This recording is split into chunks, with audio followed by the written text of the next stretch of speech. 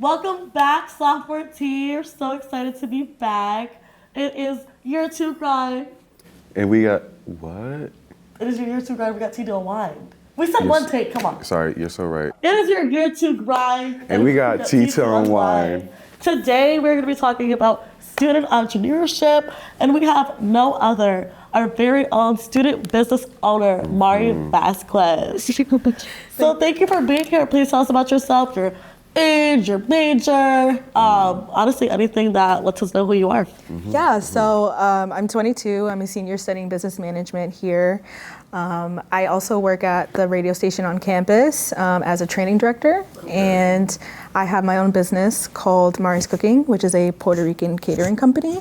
And I also produce my own podcast called Chronically Offbeat. One of our very own with the podcast. Complex. I love it. Now, how did your business come to be? So when I started learning how to cook when I was like 7 or 8, and then I would bring food to school for my friends to eat, and it was mostly at the time just empanadas and tres leches, which is my specialty.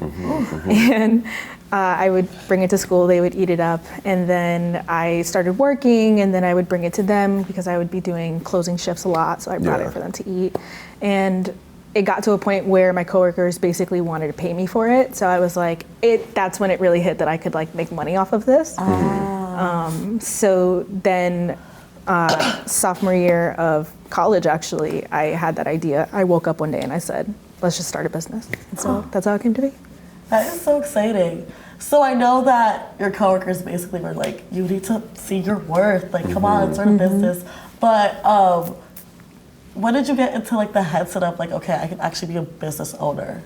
So my first major when I got to Central was actually criminology. So I had a very different career path in mind. Yeah. But then I realized that I didn't really want to be on the field, and I had to make a change. So I changed to business management. But I think growing up, I always knew that I had a liking towards teaching and training. And then in college, I realized I had a liking towards like organization and managing. So then I just decided to start a business. Amazing. Just like that. Just like that. Yeah. Now, I know you said that your specialty is tres leche, but like, what is your favorite dish to serve for the people out there? It would be the empanadas. I have a couple different out. Last year I hosted a taste testing event where I tried out new recipes, and I had them rate each one. And one of the ones that they liked the most was the pastelón, which is like, the way I see it is like a Puerto Rican version of lasagna, because instead of like the noodle, it's the sweet plantain, and then it's the meat with the cheese layered like that. So I would say that's probably my favorite. Yeah. I haven't eaten today. I'm getting a little hungry. That sounds really good. You went from criminology to business management. I see a lot of people do that. Do you feel like now that you are a business owner, your major is helping you? Like, what business management classes have been helping you? Yeah, 100%. Well, right now I'm taking Management 345, which is basically all about like organization. And that class has definitely helped me shape my organization style with my business. Because I think when I had started it, I had just switched over to business management. Yeah. I didn't really know much about it, and I was like, well, I think it would be, and maybe this is a crazy take, I don't know, but I think it would be like better if I started a business as I'm learning, because then that way I can grow with my education and apply that to my business versus graduating and then starting a business. Yeah. Me personally. Yeah. She's gonna like that. Yeah. Oh, yes. Okay. Now, like, on this path that you have been going on, like, what were some like challenges you faced as like a student entrepreneur, and like how did you overcome those? The main problem that I used to have was time management. I was like very bad at timing and scheduling in that sense. With the taste testing event, The food came out great, and that was never the issue. It was just the timing of everything that happened was so bad. Me cooking was never the problem. Not to brag, but Hello.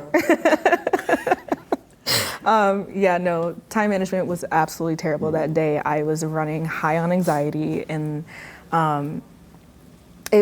everything was just, it was like backtracked and nothing started on time, and it was just chaotic. And then I catered for my friend's wedding last month, so I basically took everything that went wrong from that and I flipped it and made everything go right for this wedding.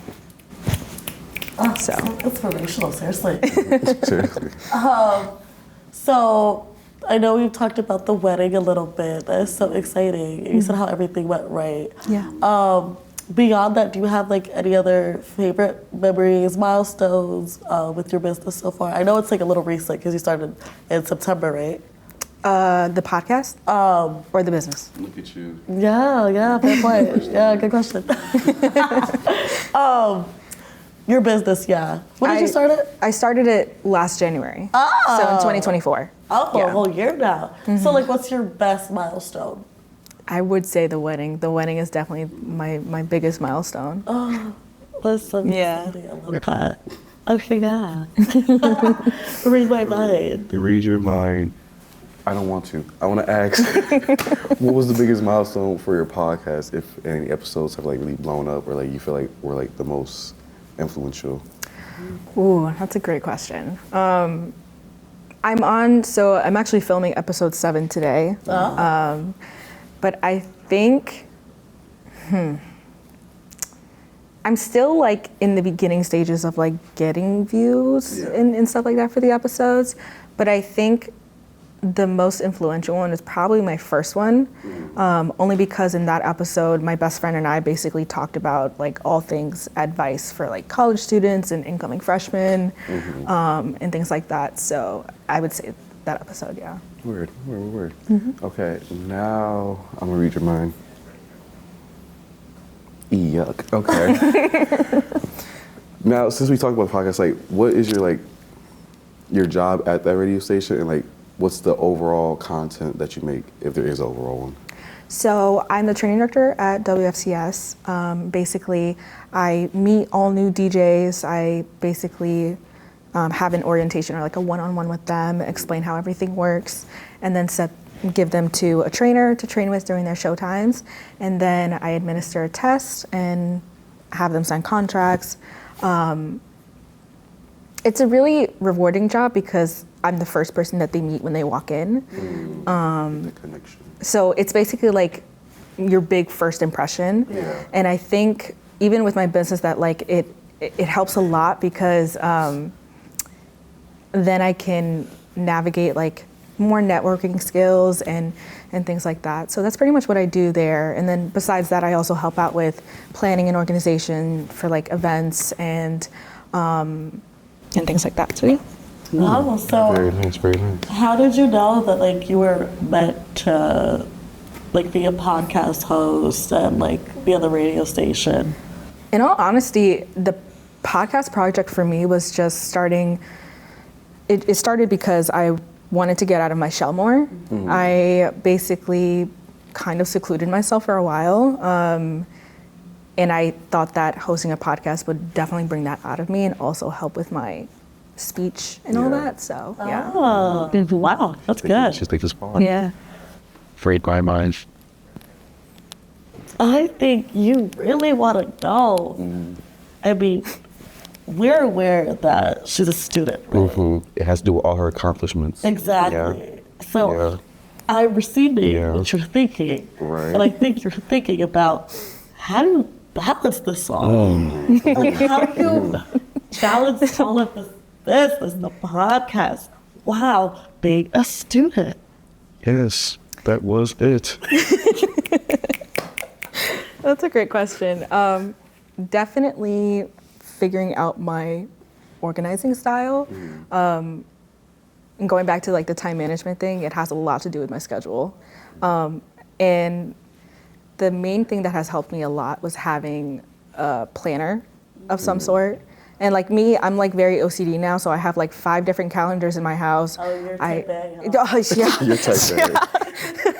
I have GCal, I have my calendar on my phone, like I have a physical like little agenda, like That's good. things like that. Definitely helps me. And like going back to the wedding thing, when Yeah. I was talking about the time management for that, one of the things that I did that helped me in the long run, even outside of business, was, for example, I had to be at the venue at 12:30, and all the food had to be cooked before then because they didn't have like a kitchen there. So that was like one of the main issues that I had. Yeah. And I, on the schedule, instead of putting 12:30 on the venue, I use like an Excel sheet. Instead of putting 12:30 on it, I put 12 o'clock instead. So like I jumped ahead and did it that way because I knew if I like kind of like in a psychological standpoint, like really convincing yourself that you have to be at this time, but it's actually later. Yeah. Because then that way I knew I would get there on time, and I did. So. Good. Yeah. Now, as we said, no, I don't need that one. Okay. I got it. Thank you though. Thank you though. As we said, with you're balancing the student life, the entrepreneur life, the podcast life. Do you feel like they are all being connected well? Oh yeah, 100%. I do. And being the training director definitely helped me figure out how I like to organize, but also my classes, and even outside my social life too. So definitely, yeah. I feel like having a business is so complex, and people think it's just so, yeah, I'm gonna start this up. I think it's sweet. I think in 2020, we had nothing to do. So a lot of people are just like, I'm gonna start a business up. And I think a lot of people are getting inspired, and that's really good. Like, I love that motivation. I love that. But as a business owner yourself, like, what do you think there's maybe misconceptions or things that people don't understand about having a business? Well, having a business and being a student, I think there's a lot of misconception that you can't do both. I think when I started, I had a lot of no's in my ear, but I was very insistent on hearing yes. And that was the one thing that I'm glad I didn't listen to, because I wouldn't be here. So, but yeah, I think the misconception is that you can't be both, and you absolutely can. And it's obviously gonna be rough. No matter when you start it, you're not gonna start a business and then automatically be successful. Like there's an uphill that you have to walk. Like it's not an easy like beeline to success, you know? So There's the climb. why not By start Miley now? Cyrus. Yeah. Why was I thinking her? I swear to God, I was thinking her imposter. Anyway. Now, seems like you got a lot going for yourself, and I love that. But what is your biggest goal for yourself right now in this process? My biggest goal right now is to get a food truck. Oh, that's so exciting. Yeah, I definitely want to get a food truck and expand that way so I can travel more and be like more on the go. Yeah. And also just vending at events and things like that. So yeah. You see, like, being a college student and having a business, like, this is good. How do you like deal with burnout? Like, has that ever come across? 100%. Because it's just you running a business. Yeah, I deal with burnout a lot. And when I had started, I was also working part-time at Starbucks too. So I was like really just all over the place. Yeah. And burnout comes kind of quick for me, I'm not gonna lie, because I'm the type of person that I always need to do something different to like be leveled. But I kind of like to take breaks every now and then because I know that that's what helps, because then when I come back, I'm like, okay, I can do this again. But yeah, I think it's important to take breaks when you need it and knowing when those breaks need to happen. So yeah. Yeah. I think with like you experiencing burnout and just coming this far, it's been a year, what are like the best lessons you've learned from running a business?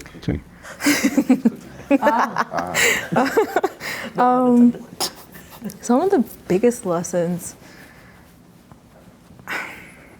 I think one of the biggest lessons that I've learned is that it's okay to go off track a little. I don't think you necessarily, like for me, I'm still kind of in my trial period of really narrowing down a longer menu. And I think it's okay to try new things and also understand that not everyone is going to like what you offer. Yeah. And that's okay. So, yeah. I think that's so big. Like, we always talk about, well, I always talk about, this content creation. Like, we gotta get on it. I feel like, how do you deal with the, ¿cómo se dice? Knowing that there's going to be judgment regardless, and you want to be successful by whatever it means. Like, how do you deal with thinking, oh, well, this feels awkward, this feels embarrassing right now. Like, I'm getting maybe no views on my podcast, or like, I got one order today. Like, how do you literally stay motivated? I just remind myself that you're still in your beginning stage, even though I've been doing this for a year now, but you're still in your beginning stage of getting your name out there in the first place. And like I said earlier, like, it's not a beeline to success. Like, there's going to be a mountain that you have to climb over just to get there. So that definitely grounds me, knowing that, because I think I used to be very like impatient, and I used to have that mindset of like not understanding that you still have to climb up. Yeah. But knowing that definitely helps, because it's not going to happen overnight. Unless it does. I don't know. Well, Yeah. there's always TikTok, so. Right. Now, you know what's next? There's always gonna be another chance. Leave it to Miley. Any words? Okay. What words of advice do you have for the sophomores looking like to start their own business? Because like, I feel like you have some wise words. Like, you have the recipes for the cooking, but you also have the recipes for the knowledge. Oh. I like that. I like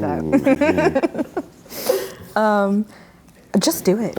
I mean, just do it. Like, it's not, the worst that can happen is no one buys your products, but that doesn't mean that it's not good. You just need to fix the recipe. Right. Yeah. Literally. It's No, I think like I definitely want to tie it back to like her saying just do it. Like, she didn't wait until she graduated to start a business. Like, I think that's a really smart take. Starting your business while you're in business classes, like, those go together, because it's almost like when you're in any major, you also do an internship, or like me, I have to do things that apply to my major to be able to start my career. So that's like really tea, actually. Yeah. All right. Well, do tell us about your upcoming, like, your plans for next semester, your podcast, your business, content creation. What are we feeling like? What are we thinking? So there's a possibility that I might be vending at an event in February for a ladies' night type of thing. So I'm really excited for that. I'm wrapping up season 1 of my podcast towards the end of December. So I'll be sending out information about season 2 next semester. But yeah. Amazing. Any last piece of advice? Anyone out there? Anyone who's stuck, who really is like, man, I could create a shoe business right now, or I can be the next best chef out there in the world, and I don't have the right motivation. mindset. You know, I want you to tell the struggling, possibly a sophomore out there. What would you tell them? I would say, just go for it. You don't need like expensive equipment to start. You don't need the most expensive camera. You don't need the most expensive pot. Like, you can start off really small and with something that doesn't cost you much, and that can have you go a long way. Yeah, that's good. Well, you heard it there, struggling student out there. Well, you don't necessarily have to be struggling, but we hope that you really do take this advice. This is motivating me myself. I'm going to start my content creation. And probably next time we shoot, I'm going to say the same thing again. Right. But it's all about that consistent motivation. Right. Hello.